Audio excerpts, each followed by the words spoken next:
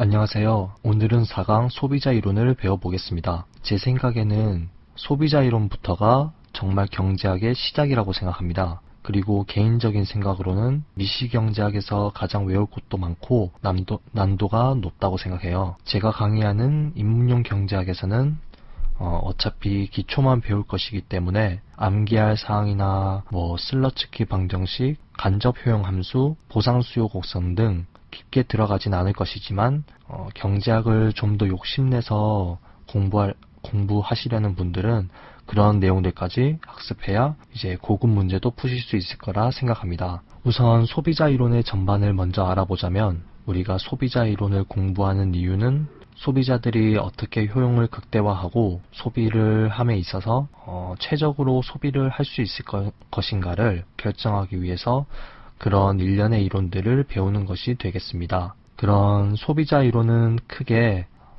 확실성하의 소비자 이론과 불확실성하의 소비자 이론으로 구분할 수 있는데, 태셋이나 매경을 공부하시는 분들은 불확실성하의 소비자 이론보다는 한계 효용이나 무차별 곡선 등 확실성하의 소비자 이론을 메인으로 공부하셨을 거예요. 그래서 저는 일단 4강에서는 확실성하의 소비자 이론에서 한계 효용 이론과 무차별 곡선 이론에 대해서 먼저 강의를 할 것이고, 5강에서는 소비자 이론의 응용과 더불어 현시소노 이론, 그리고 불확실성하의 소비자 이론에서 기대 효용 이론에 대해 잠시 학습을 할 것입니다.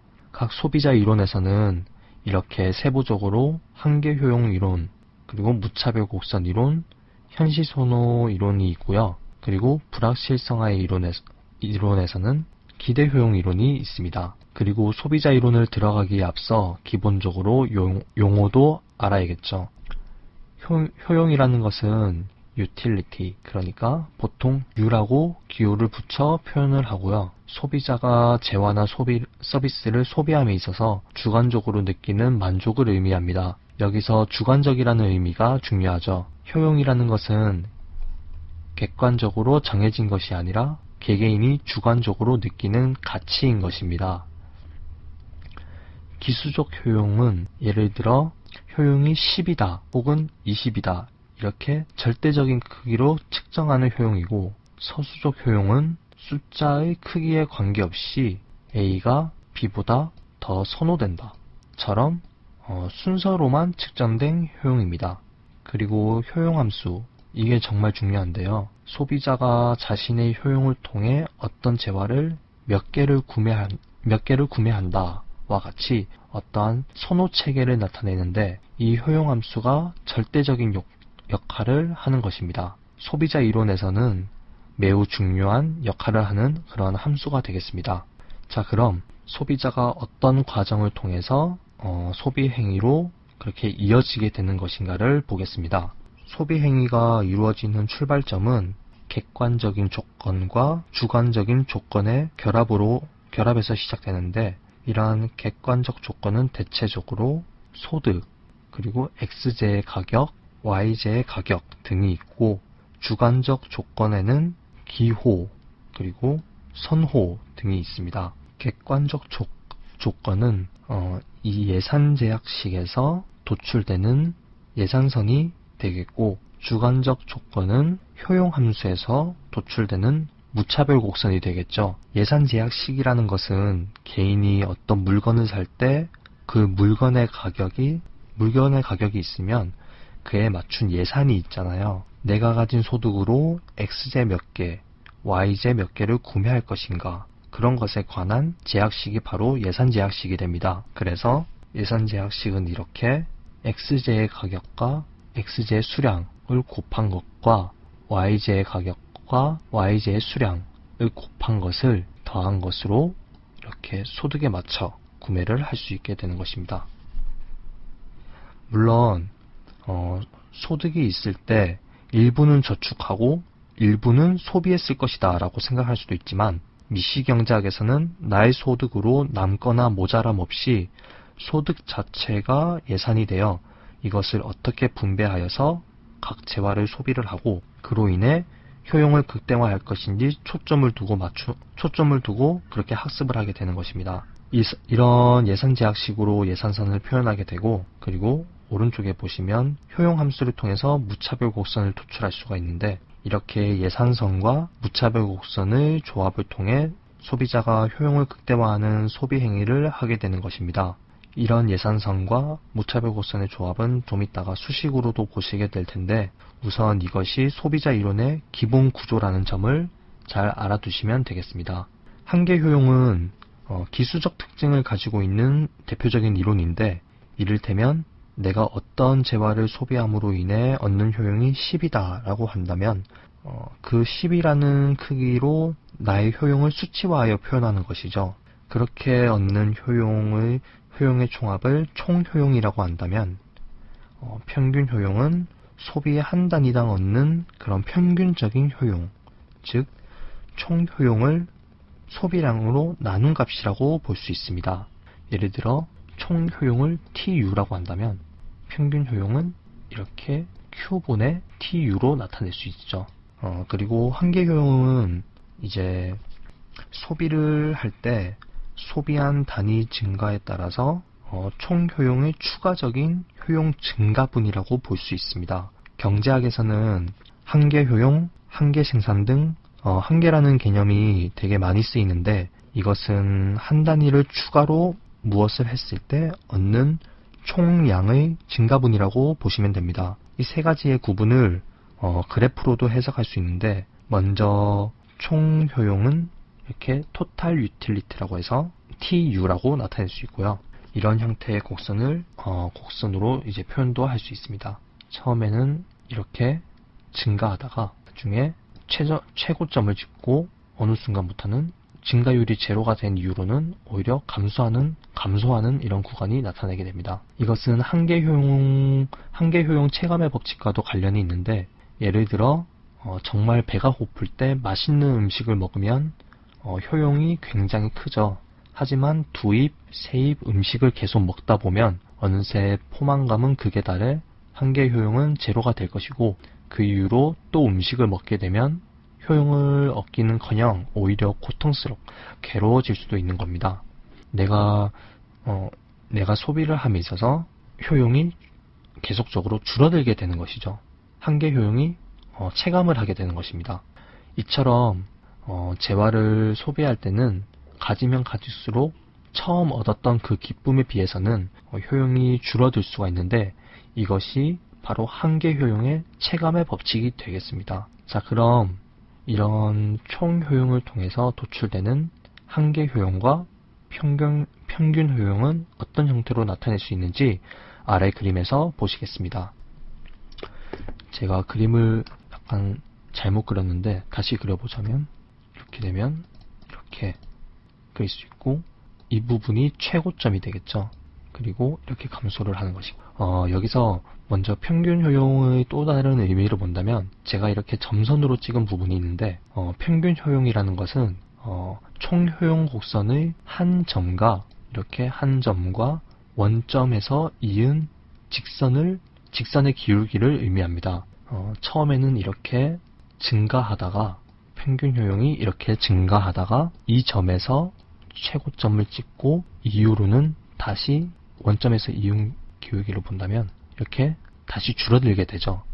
그래서 평균 효용은 여기서 최고점을 찍는다고 보고, 이렇게 처음에는 증가하다가 최고점에서 이후로는 감소하게 되는 것입니다. 이런 형태로 나타낼 수 있고요. 그리고 한계 효용은 총 효용 곡선의 한 점에서의 접선의 기울기라고 보시면 됩니다. 이걸 잠시 다시 지우고, 이렇게 총 효용이 있고요. 원래 이 접선의 기울기가 원래 여기서 평균 효용이 극대화가 돼야 되거든요. 이렇게 여기서 평균 효용이 극대화가 된다고 보고 이렇게 그렸었죠.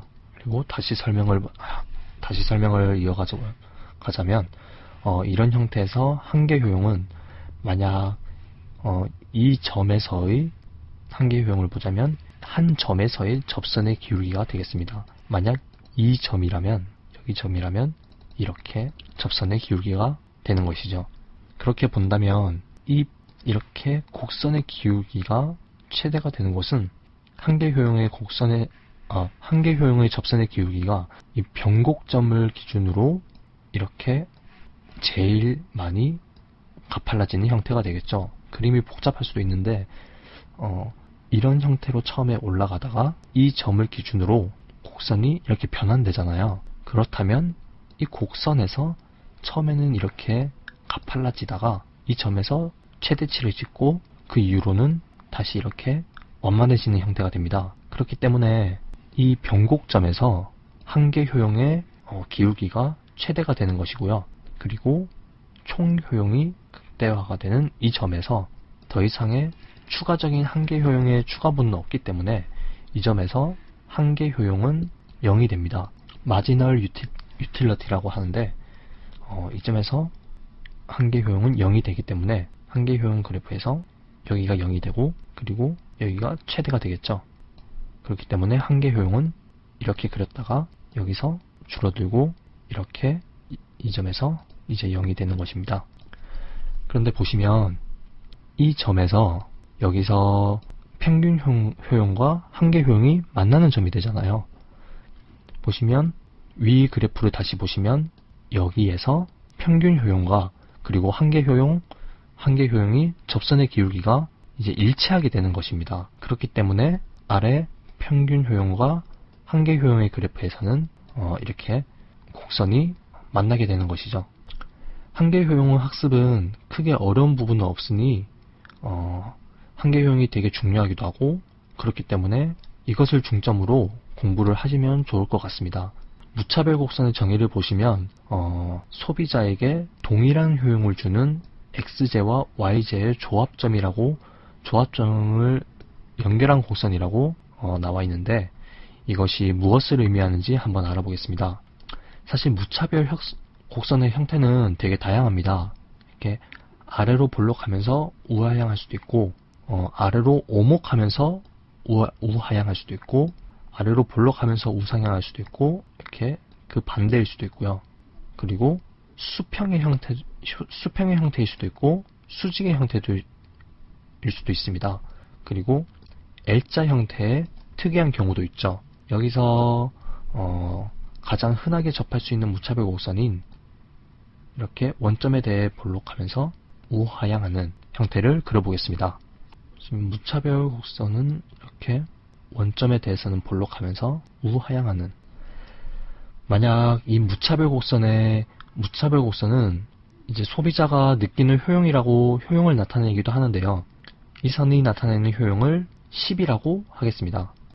그렇다면 이렇게 만약 이 점에서 x제 하나와 y제 5개를 샀을 때 느끼는 효용이 10이라고 본다면 다르게 해서 이렇게 y제를 2개 샀는데 x제를 3개 산다. 이런 순간에도 효용은 똑같이 10이 되겠죠. 그렇기 때문에 동일한 효용을 주는 x제와 y제의 조합점을 연결한 곡선이라고 하는 것입니다. 이렇게 y제와 x제의 소비하는 수량을 다르게 했는데도 느끼는 효용이 같은 것이죠. 잠시 후에 무차별 곡선의 특징에 대해 알아보면서 무차별 곡선에 대해 좀 더 세부적으로 알아보겠고요. 우선 우리가 이런 무차별 곡선을 배우는 이유부터 먼저 보자면 먼저 무차별 곡선은 서수적 효용 이론입니다. 예를 들어서 효용이 20이 효용 10보다 2배 크다 라고 해서 내가 느끼는 주관적인 느낌이 2배나 크다 라고 하는 것보다는 만약 A의 효용이 20이고 B의 효용이 10이다 라고 했을 때 A가 B보다 느끼는 효용이 2배다 라고 하는 것보다는 B보다 A를 소비함으로 인해서 더 큰 효용을 느낀다 라고 하는 식의 순서적인 그런 표현으로 나타내는 것이죠. 잠시 후에 무차별 곡선의 특징에서도 배우겠지만 모든 재화가 비재화가 아닌 일반적인 재화라고 가정했을 때 무차별 곡선은 이렇게 원점에서 멀어질수록 더 큰 효용을 얻게 되는 것인데 이 무차별 곡선이 여기가 10이고 이게 20이라면 이게 이것보다 더 크고 이 차이가 10이다 라고 했을 때 이런 것은 사실 별다른 의미가 되지 못하는 것입니다. XJ와 YJ의 상품 묶음이 있을 때 어떤 소비자가 어떠한 선호 순서를 가질 것인지에 대해서 파악하는 것이 이 무차별 곡선의 주요한 역할이라고 보시면 됩니다. 그리고 한계 효용 이론의 문제점을 극복했다는 점이죠. 한계 효용이라는 것은 아까 말씀드렸다시피 기수적인 표현인데 사실 효용을 10이니 20이니 수치로 측정하는 것에는 현실적으로 무리가 있습니다.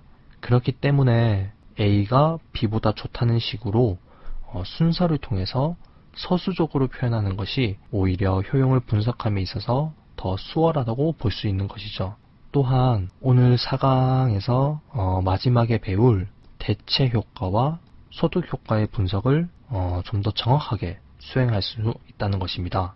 그리고 아래 5가지 성질은 소비자가 합리적인 경제 주체가 가져야 할 그런 선호의 기본 공리인데 완비성은 우리의 고려 대상이 되는 그런 상품 묶음이 이 평면에서 하나 이상의 무차별 곡선을 가져야 한다는 것입니다. 예를 들어 XJ를 이만큼 소비하고 YJ를 이만큼 소비했을 때 이러한 상품 묶음이 하나 이상의 이렇게 무차별 곡선을 가져야 한다는 것이죠. 그리고 단조성은 소비량이 증가하면 효용도 증가하는 것인데 소비량을 당연히 더 많이 늘리면 효용이 당연히 증가하죠. 이런 성질을 나타내는 것이고요. 그리고 이행성은 선호의 역전이 없어야 한다는 것입니다. 예를 들어서 XJ보다 YJ를 더 선호하고 YJ보다 YJ를 Z보다 더 선호할 때 이것은 무조건 YJ보다 Z를 더 선호하는 일이 없어야 한다는 것입니다. 선호가 역전이 되면 안 되는 것이죠. XJ를 YJ보다 선호하고 YJ를 Z보다 선호했으면 X는 Z보다 더 선호해야 한다는 것입니다. 이렇게 선호가 역전돼서는 안 되는 것입니다. 볼록성은 극단적인 소비 묶음보다 여러 재화를 골고루 소비하는 것을 선호하는 것입니다. 예를 들어서 이렇게 무차별 곡선이 있을 때 이렇게 극단적으로 소비를 하는 것보다 예를 들어 이렇게 소비를 할 때 만약에 골고루 소비하게 된다면 일정한 예산 제약 하에 이렇게 골고루 소비한다면 이전보다 더 높은 효용을 추구할 수 있는 것이죠. 그리고 연속성은 단절되지 않은 연속적인 선호 체계를 가져야 하는 것입니다. 그럼 방금까지 설명한 공리를 적용하여 무차별 곡선의 특징을 한번 알아보겠습니다. 먼저 원점에서 멀어질수록 더 높은 효용을 나타낸다. 이것은 사실 XJ와 YJ가 재화라는 가정을 미리 깔고 있는 것입니다. 만약 이것들을 오물이나 쓰레기 같은 비재화라면 더 가져봤자 높은 효용을 얻을 수가 없죠. 오히려 덜 가질수록 효용이 높아지는 것입니다. 그렇기 때문에 비재화가 아니라 재화를 전제한다는 것을 기본적으로 생각하시고 있어야 합니다. 그렇게 본다면 무차별 곡선이 이렇게 원점에서 멀어진다면 어떤 점에서도 하나 이상의 재화를 더 가질 수 있기 때문에 더 높은 효용을 얻게 된다는 것이죠. 이것은 아까 전에 설명했던 공리 중에서 단조성과 연관이 있습니다. 무차별 곡선이 일반적으로 우하향한다는 사실은 재화 간 어느 정도의 대체 가능성을 염두에 둔 것이라고 생각합니다. 경준이 카페에서 어떤 회원이 무차별 곡선의 형태에 대해 물어보셨는데 다른 회원분이 무차별 곡선은 원점에 대해 볼록하고 우하향하는 것이다 라고 답변을 해주셨거든요. 엄밀하게 말하면 100% 정확한 답변은 아닙니다. 이런 형태의 무차별 곡선만큼 많이 등장하는 것이 레온티에프 효용 함수를 기반으로 한 L자 형태의 무차별 곡선도 있고 그리고 선형 효용 함수를 기반으로 한 우하향하는 직선 형태의 무차별 곡선도 있거든요. 그리고 XJ나 YJ 중 하나가 중립제인 경우에는 수평이나 수직의 형태로 된 무차별 곡선의 형태도 반드시 존재한다는 것을 알아두시길 바랍니다. 다음으로 무차별 곡선끼리는 서로 교차하지 않는다라는 성질은 이행성 공리와 연관이 있고, 그리고 원점에 대해 볼록하다는 성질은 볼록성과 연관이 있습니다.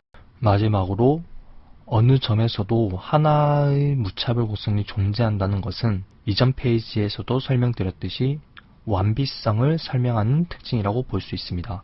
이렇게 하나의 점이 있으면 그것은 무조건 하나 이상의 무차별 곡선을 가진다 라는 것이죠. 다음은 한계 대체율입니다. 제가 무차별 곡선을 설명하면서 이렇게 다시 그리겠습니다. 무차별 곡선을 설명하면서 xj 몇 개, 그리고 이렇게 xj 몇 개와 yj 몇 개, 그리고 또 다른 부분에서 xj 몇 개와 yj 몇 개는 서로 동일한 효용을 준다고 말씀을 드렸잖아요. 이때 xj를 이만큼 더 소비할 때 동일한 효용을 얻기 위해서 줄여야 하는 yj의 수량이 있을 겁니다.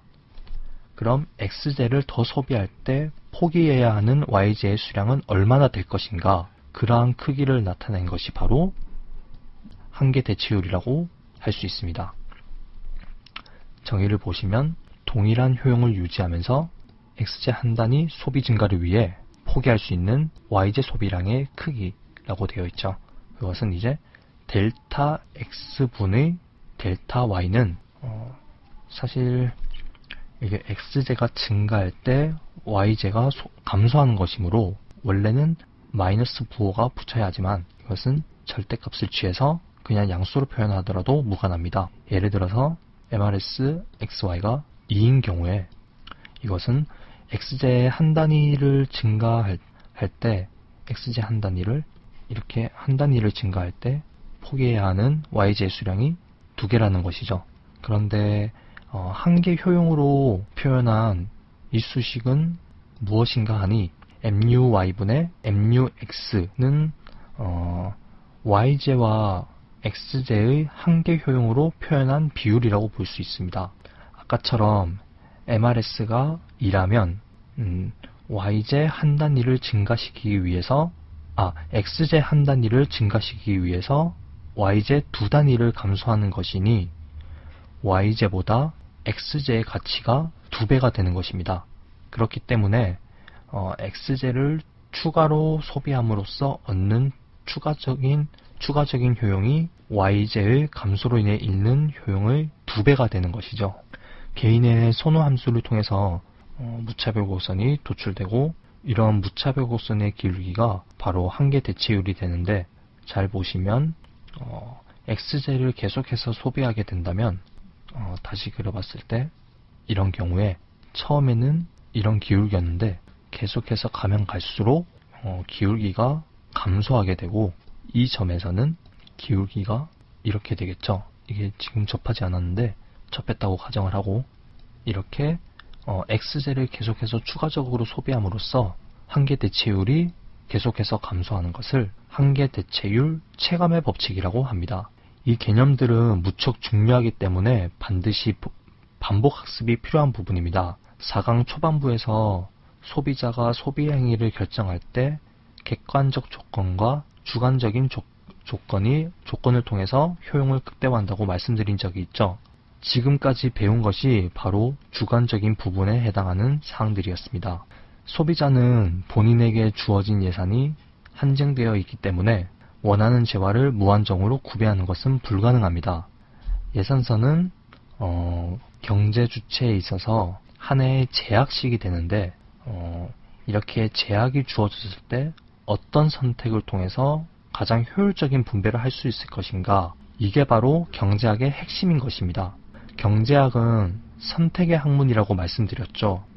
자, 그렇다면 예산 제약식을 보겠습니다. M은 소득, 그리고 PX는 XJ의 가격, X는 XJ의 수량, PY는 YJ의 가격, Y는 YJ의 수량, 그리고 마찬가지로 PX, 이렇게 PX 곱하기 X, 그러니까 x제에 지불한 총 금액이 되겠죠. 그리고 py 곱하기 y는 y제에 지불한 총 금액이 됩니다. 이것을 더해서 소득과 일치하게 그렇게 소비를 하는 것을 목표로 하고 있습니다. 정확히 말하면 이 가운데 효용을 극대화하는 것이 궁극적인 목표가 되겠죠. 이 제약식을 통해서 어떻게 효용을 극대화할 수 있을 것인가? 그렇다면 일단 이 제약식을, 예산식을 그래프로 표현하기 위해서 한번 x축과 y축에 맞게 표현한다면 y는 잠시 이걸 위에다 그릴까요? y는 마이너스 py분의 px 곱하기 x 플러스 py분의 m이 되겠죠. 이걸 보시면 즉 y축 절편 py분의 m을 지나는 기울기는 마이너스 py분의 px가 되는 우하향하는 직선이 되겠습니다. 제가 사실 이걸 그릴 필요가 없었는데 이런 직선이 되겠죠. 여기서 y축 절편인 py분의 m은 모든 소득으로 y제를 구입했을 때 구매 가능한 수량이 되겠죠. 예를 들어 내가 가지고 있는 돈이 100인데 py가 5라면 py분의 m은 바로 20이 됩니다. 이것은 x제를 하나도 소비하지 않고 온전히 모든 소득을 y제만 구입했을 때 총 20개를 구입할 수 있다는 것입니다.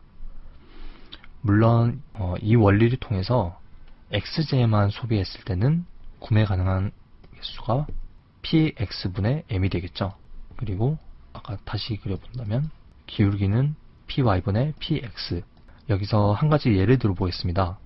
만약 이걸 잠시 지워볼까요? 이것도 지우고 만약 px가 그러니까 x제의 가격이 20, y제의 가격이 20원이면 이것도 20원, 이것도 20원이니 기울기는 마이너스 1이 되겠죠. 마이너스 1이 됩니다. 그런데 만약 여기서 x제의 가격이 하락한다면 어떻게 될까요? 이런 경우에서 x제의 가격이 하락한다면 20, 20인 상태에서 x제의 가격이 10으로 하락했습니다. 이럴 경우에는 기울기가 어떻게 될까요? 아까 마이너스 py분의 px가 이 예산선의 기울기라고 했는데 만약 x제의 가격이 하락한다면 y축을 기준으로 이렇게 회전 이동하게 되는 것입니다.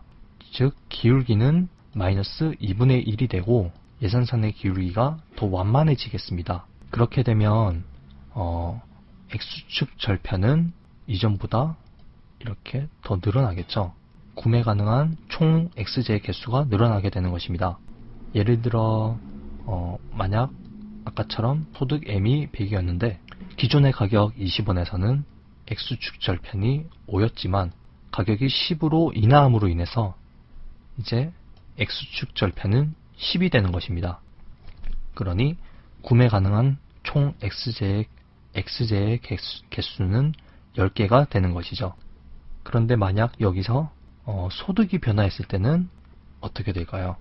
예산선이 어떻게 변하는지 한번 보도록 하겠습니다. 아까처럼 소득 m은 그대로 100이고 여기서는 x제의 가격과 y제의 가격이 불변이라는 가정하에 소득이 100에서 200으로 증가했다면 만약 200으로 증가한다면 이런 경우에는 예산선이 바깥으로 이렇게 평행 이동하는 것입니다.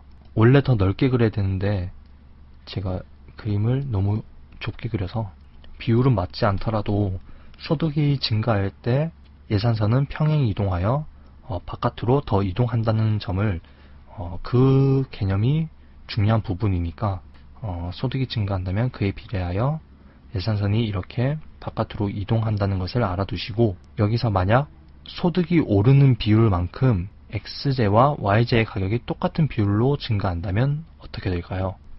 예를 들어 소득과 x제의 가격 그리고 y제의 가격이 모두 2배로 증가한다면 그때는 예산선에 아무런 변화가 없습니다. 분자와 분모 모두의 2를 곱한다고 생각해 보시면 쉽게 이해하실 수 있을 겁니다. 여기까지 배운 것에서 포인트는 x제의 가격이나 y제의 가격이 변하면 예산선의 기울기가 회전 이동한다는 것이고, 그리고 지금처럼 소득이 증가하게 된다면, 소득이 변하게 된다면 기울기에는 아무런 변동이 없이 평행 이동한다는 것을 알아두시면 되겠습니다. 그리고 밑에는 예외적인 경우의 예산선인데, 예산선이 항상 이렇게 우하향하는 직선의 형태로만 존재한다는 보장은 없습니다. 이를테면 원래 x제가 원래 10개까지 구매 가능했었는데 만약 수량을 5개로 제한한다면, 예를 들어 원래 여기가 10개였는데 10개를 구매하지 못하고 5개로 제한을 하게 된다면 그래프가 이렇게 꺾은 형태의 그래프가 되겠죠. 그리고 x제를 일정 수량 이상 구매하는 경우에 할인을 해준다고 한다면, 만약 5개 이상을 구매할 때 가격을 할인해준다 라고 한다면, 이런 경우에는 기울기가 이런 형태로 예산선이 가다가 5개 이상의 경우에는 기울기가 이렇게 완만해지게 되는 것입니다. py분의 px에서 px가 하락하여 기울기가 완만한 형태가 되는 것입니다. 이런 현물 보조는 만약 x를 현물 보조해 준다면 이것은 가격에 손질을 하는 것이 아니기 때문에 기울기는 그대로이지만 이렇게 y제의 수량에는 영향을 미치지 않는 상황에서 x제의 수량만 더 늘어날 수 있도록 수량을 보조해 주는 것이 되겠죠. 자, 그렇다면 우리가 이제껏 배웠던 효용함수를 통한 주관적인 조건과 예산선을 통한 객관적인 조건을 조합하여 소비자 이론의 목표인 소비자의 효용 극대화를 추구하는 과정을 통해 한번 답을 도출해 봐야겠죠. 소비자가 가지는 효용함수를 통하여 도출되는 그런 무차별 곡선은 소비자가 느끼는 효용을 대표한다고 할 수 있습니다. 하지만 효용을 극대화하기 전에 우리는 이런 예산이라는 제약된 환경에 놓인 이 상황에서 어떤 선택을 하여 효용을 극대화할지 과정을 한번 봐야겠습니다. 여기서 만약 어떤 소비자가 이러한 x제와 y제를 소비하여 이러한 형태의 무차별 곡선이 지나간다고 한다면 우리는 이 점을 선택하여 무차별 곡선을 좀 더 원점에서 멀어지게 선택할 수 있겠죠. 즉 효용을 더 크게 만들 수 있는 것입니다. 이렇게 점점 밀어내다 보면 무차별 곡선을 원점에서 가장 멀어지게 선택할 수 있겠죠. 만약 이보다 더 바깥에 이런 무차별 곡선을 선택하고 싶지만 나의 예산을 벗어나는 범위에서는 선택을 할 수가 없기 때문에 이런 소비점은 결과적으로 선택을 할 수가 없는 것이고요. 최종적으로는 무차별 곡선을 이런 이 점에서 효용을 가장 극대화할 수 있게 재화를 선택할 수 있는 것입니다.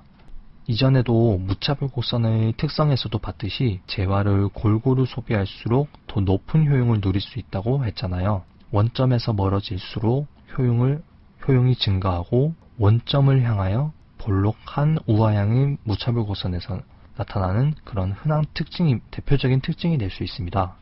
이렇게 예산선과 무차별 곡선이 접하는 곳에서 효용을 극대화한다는 것을 오른쪽 수식을 통해서도 해석이 가능합니다. 이 두 개가 접한다고 본다면 무차별 곡선과 예산선의 기울기가 접한다는 의미가 되겠죠. 이전에 말씀드렸던 것처럼 예산선의 기울기는 py분의 px가 되겠고 무차별 곡선의 기울기는 한계대체율, 즉 MRSXY는 MUY분의 MUX가 되는데 이 두 수식을 동일한 점에서 효용을 극대화할 수 있게 선택할 수 있는 것입니다. 즉 일치하는 부분이 이 두 공식이 일치하는 부분에서 소비자의 효용이 극대화되는 것이죠. 여기서 최종 결론을 도출할 수 있습니다. 바로 이렇게 MUY와 MUX의 위치를 서로 바꾼다면 아래 보이는 공식이 공식처럼 이렇게 나오는데, 이것은 px분의 mux는 py분의 muy가 되는 것이죠. 이것이 소비자 효용을 극대화하기 위해 문제를 풀 때 필수적으로 쓰이는 공식이 되겠습니다. 흔히 초보자분들이 실수하는 것 중 하나가 x제와 y제의 한계 효용이 일치하는 점에서 효용이 극대화된다고 하는데, 이건 아주 흔한 실수입니다. 경준이 카페에서도 댓글을 다시는 분들도 가끔 이런 실수를 하시던데, 양재와의 한계 효용이 일치하는 것이 아니라 이 공식처럼 재화의 가격, 즉 화폐 1원당 한계 효용이 일치해야 하는 것입니다. 한계 효용 균등의 법칙이라고도 하는데, 정확하게 학습을 하기 위해서는 화폐 1원당 한계 효용 균등의 법칙이라고 이해하시면 경제학을 좀 더 정확하게 접근하는 데 도움이 되실 겁니다. 그렇다면 이 공식의 균형이 깨졌을 때 소비자가 어떻게 행동하는지 한번 보겠습니다. 아까처럼 이 경우에서 왼쪽에 그래프에서 다시 본다면, 만약 이런 MRS가 예산선의 기울기인 py분의 px보다 크다면 무차별 곡선이 만약 이런 1번의 경우라면 무차별 곡선의 기울기가 더 크기 때문에 이 점이 되겠죠.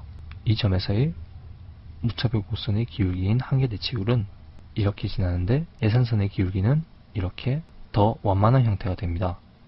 이것은 이제 어떻게 해석을 하냐면, y제의 가격에 대한 x제의 가격의 비율보다 y제의 한계 효용에 대한 x제의 한계 효용이 이렇게 더 큰 경우를 나타내는 것입니다. 그렇기 때문에 x제를 추가로 소비함으로써 추가적인 효용을 얻을 수 있는 것입니다.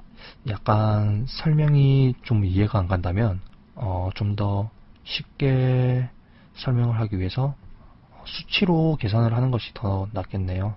만약 MRS가 2분의 3이고 그리고 예산선의 기울기가 2분의 1인 경우를 가정해 보겠습니다. 이런 경우를 이것을 화폐 1원당 한계 효용 균등의 법칙으로 계산을 한다면 서로 이렇게 위치가 바뀌겠죠. 여기서 설명하는 것이 더 나았을까요? 이런 경우와 지금 이런 상황입니다. 이것을 화폐 1원당 한계 효용 균등의 법칙으로 바꾼다면 이것은 1분의 3, 즉 3이 되겠고 2분의 2, 즉 1이 되겠죠.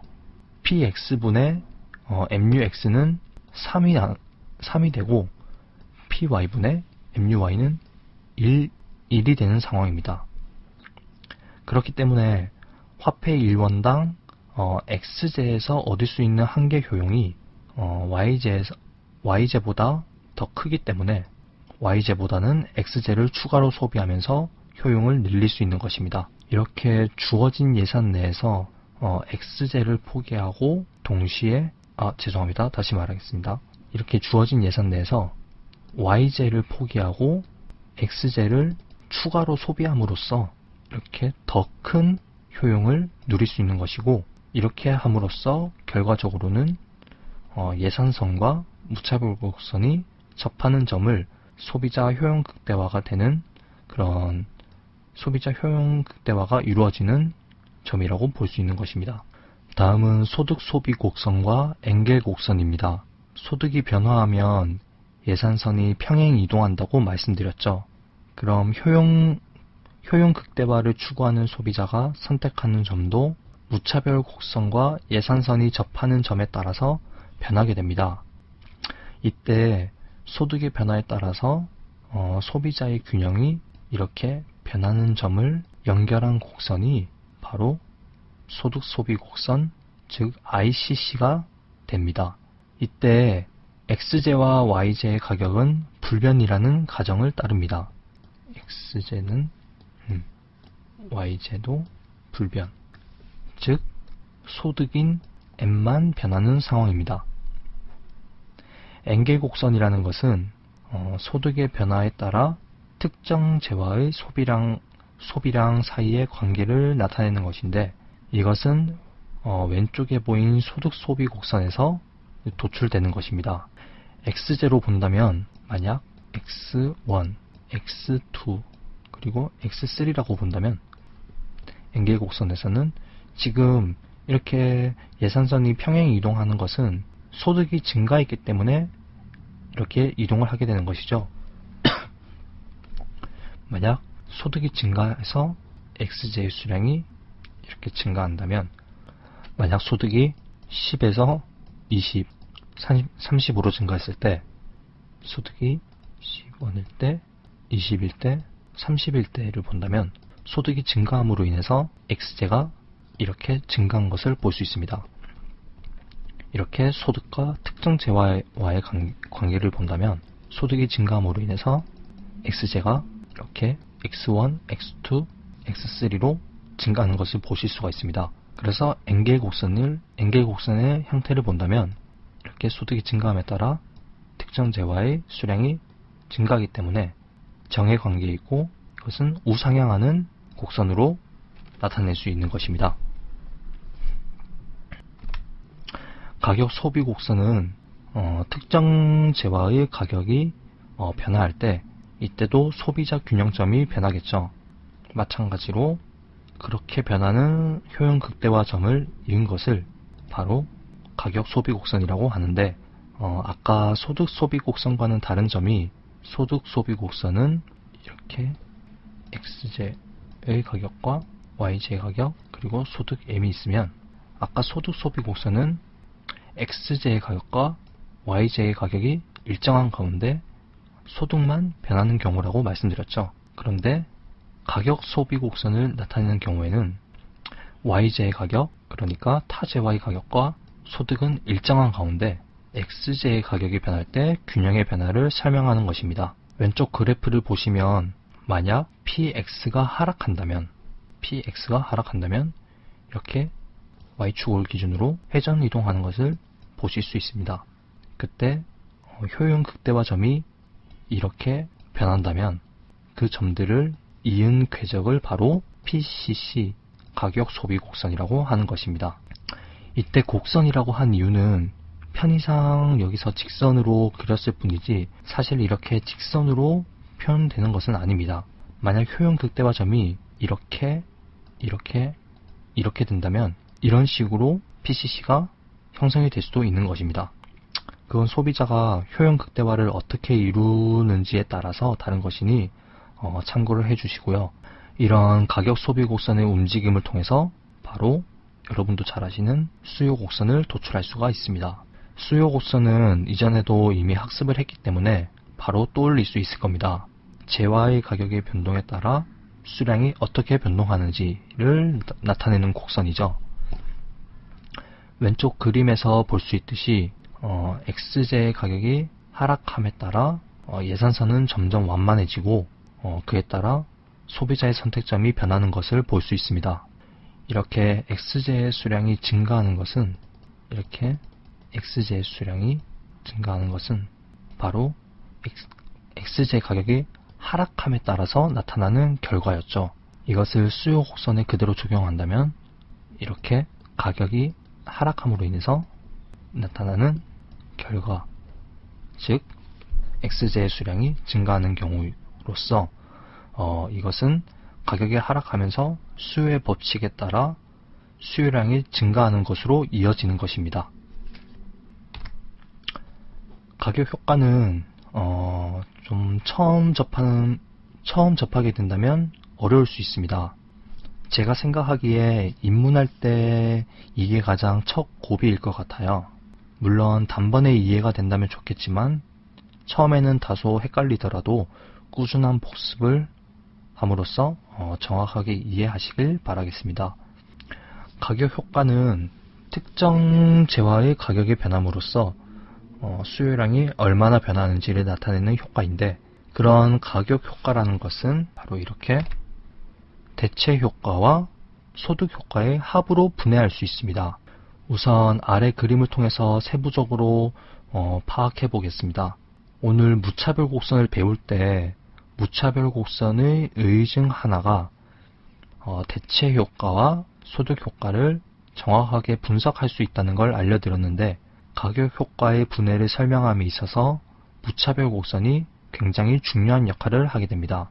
세 개의 선이 있는데 지금 세 가지의 선이 있죠. 먼저 가격 효과를 분석하기 위해서 이 두 개의 선부터 살펴보겠습니다. 아래 한 가지 추가적인 선은 사실 이것은 대체 효과와 소득 효과를 분석하기 위해 그려놓은 예산선입니다. 원래 예산선이 이렇게 있었고 무차별 곡선이 이렇게 있었다고 한다면 접하는 점은 여기와 여기라고 지금 가정을 해보겠습니다.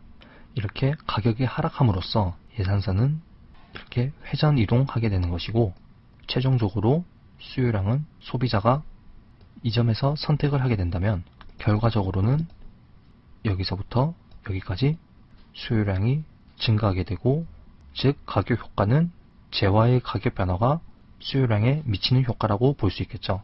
그렇다면 여기서 대체 효과는 무엇인지 한번 보겠습니다. 우리가 경제학 강의 초반에 배웠던 대체제라는 용어를 한번 떠올려 보시면, X제와 Y제가 서로 대체제인 경우에서 X제의 가격이 하락하면 Y제의 수요량이 줄어든다고 말씀드렸죠. 왜냐하면 Y제에 비해서 X제의 상대 가격이 하락했기 때문에 재화를 그렇게 대체를 하게 되는 것이죠. 여기서도 마찬가지로 대체 효과라고 하는 것은 X제의 가격이 하락했으니 Y제의 소비는 줄이고 X제의 소비는 늘리는, 하지만 이 경우에는 효용의 변화는 발생하지 않았습니다. 왜냐하면 X제의 가격이 변화했을 뿐이지 실질 소득은 그대로인 상태에서 분석을 했기 때문입니다. X제의 가격이 하락했는데 왜 실질 소득이 늘어난 게 아니냐라고 반문하실 수도 있는데, 물론 이것도 맞는 말입니다. 하지만 지금은 실질 소득이 불변이라고 한 이유는 현재 소득 효과를 제외하고 단순히 상대 가격의 변화, 즉 대체 효과만 분석했기 때문인데요. 이제 여기서 소득 효과를 분석하게 될 것입니다. 보시면 대체 효과는 상대 가격의 변화를 분석하는 것이었지만, 소득 효과는 상대 가격은 그대로인 상태에서 실질 소득에 변화하여 생기는 효과를 의미합니다. 그래서 실질 소득이 증가했기 때문에 이렇게 예산선이 바깥으로 이동을 하게 되는 것이죠. 대체 효과는 여기가 A, 여기가 B, 여기가 C라고 한다면 대체 효과는 실질 소득의 변화는 없기 때문에 무차별 곡선은 동일한 상태에서 이렇게 Y제의 수량은 이렇게 줄어들게 되고 X제의 수량은 여기까지 늘어나게 됩니다. 그렇기 때문에 대체 효과를 분석하는 것은 바로 이 A점에서 B점까지라고 볼 수 있습니다. 하지만 소득 효과는 이제 실질 소득, 상대 가격은 그대로인 상태에서 실질 소득의 변화만 보는 것이기 때문에 이 상대 가격의 변화는 그대로인 상태에서, 그렇기 때문에 기울기의 변화는 없게 되는 것이고, 실질 소득의 변화로 인해 예산선이 바깥으로 이동하게 되는 것이죠. 그래서 소득 효과는 이렇게 B에서 C까지를 소득 효과라고 볼 수 있습니다. 가격 효과는 이런 대체 효과와 소득 효과의 합작이라고 볼 수 있는 겁니다.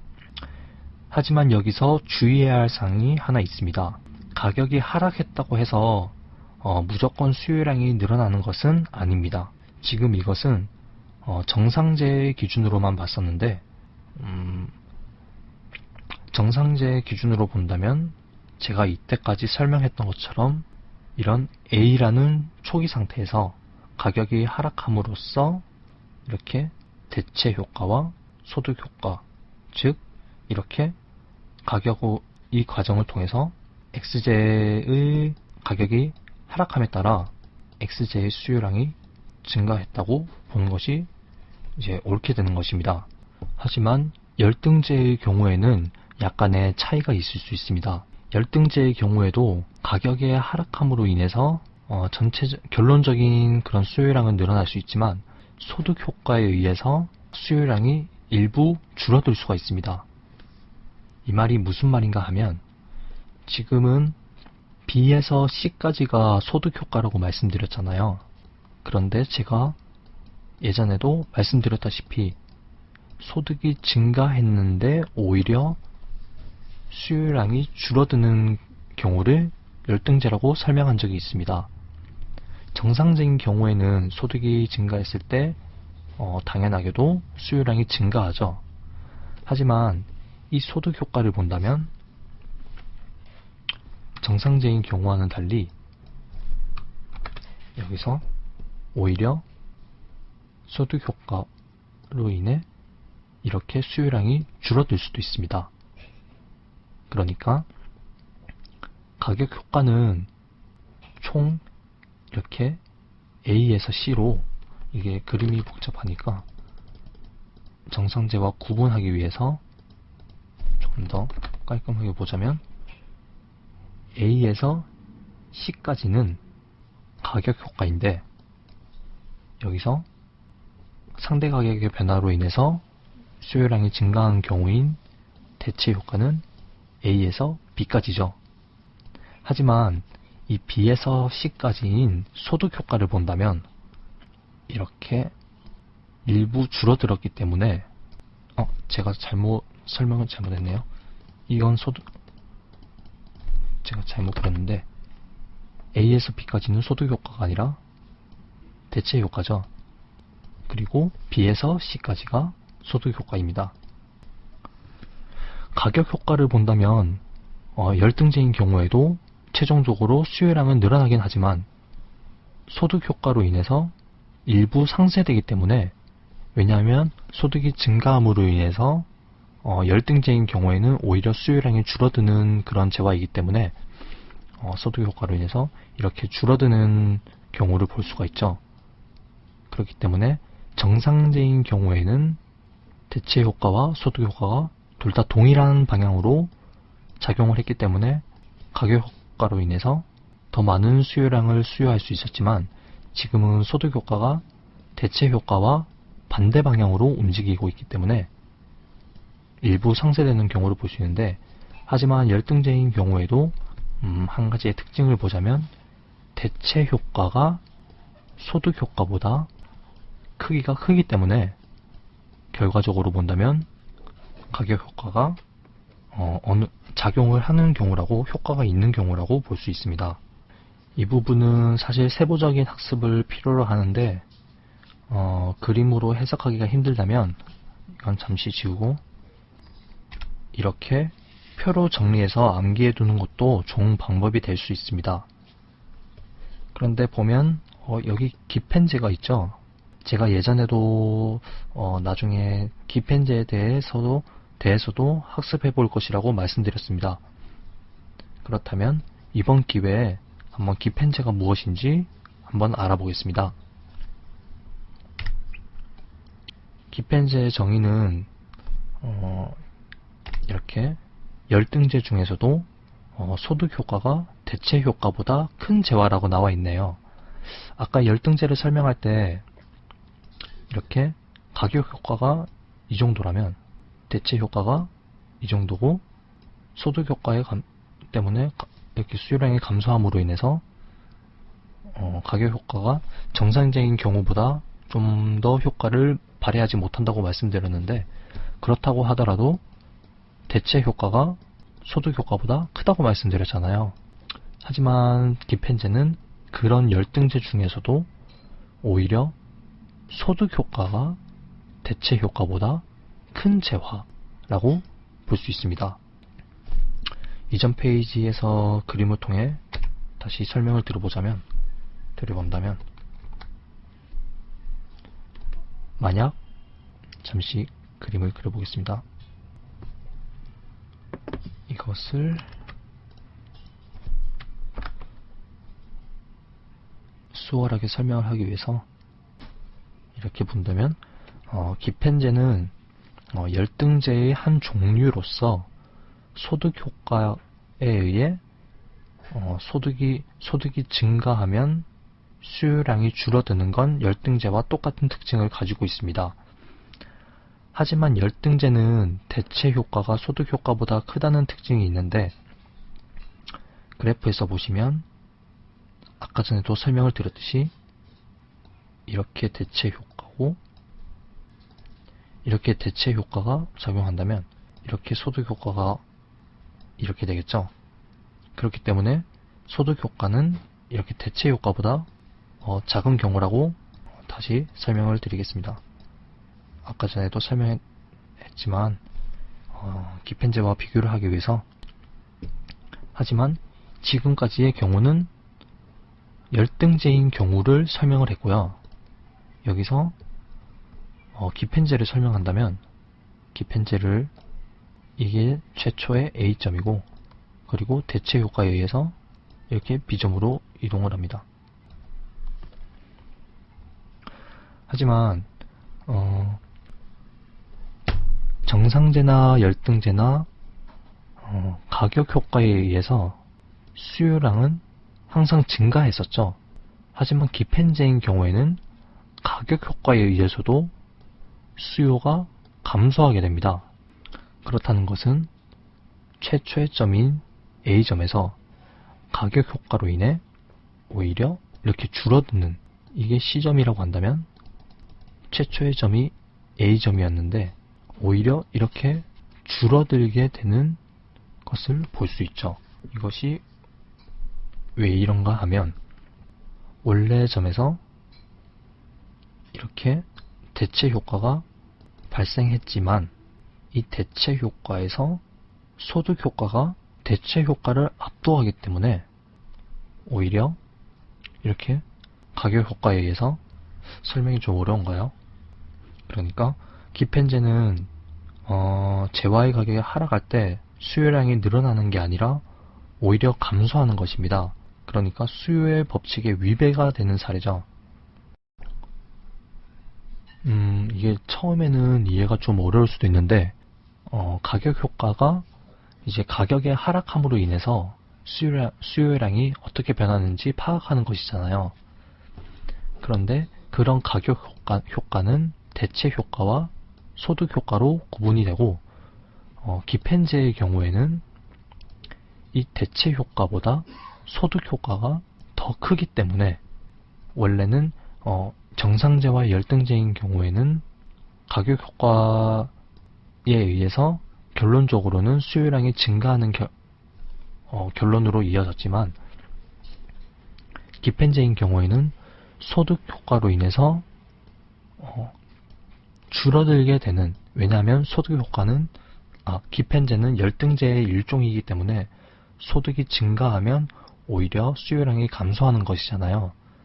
그런데도 소득 효과가 대체 효과를 압도하기 때문에 기펜제인 경우에는 가격이 하락해도 오히려 수요량이 더 줄어드는 그런 경우라고 볼 수 있습니다.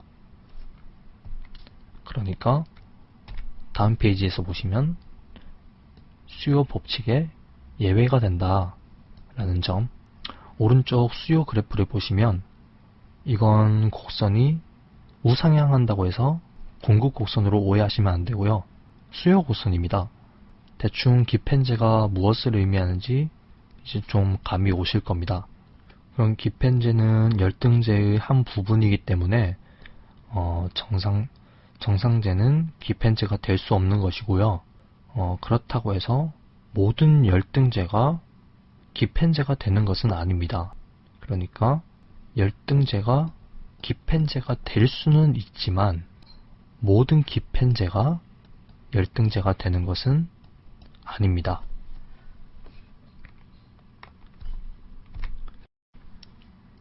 여기까지 소비자 이론에 대해 간략하게 살펴봤는데요. 사실 소비자 이론에서는 슬러츠키 방정식을 통해서 가격 효과를 분해하는 과정을 통해 해석할 수도 있고, 그것으로 탄력성을 나타낼 수도 있고, 가격 효과에서 소득 효과를 제하여 보상 수요 곡선을 도출하기도 하고요. 대등 변화, 보상 변화, 레온티에프 효용함수의 성질, 준선형 효용함수 등 아주 정말 다양한 개념들이 많이 존재하지만 기초경제학에서 다루기에는 다소 복잡하고 어려우실 수 있습니다. 그래서 저는 소비자 이론의 아주 간단한 기초 개념만 선정하여 가르쳐 드렸고요. 이렇게 오늘 4강 소비자 이론은 여기까지 해서 마치도록 하겠습니다.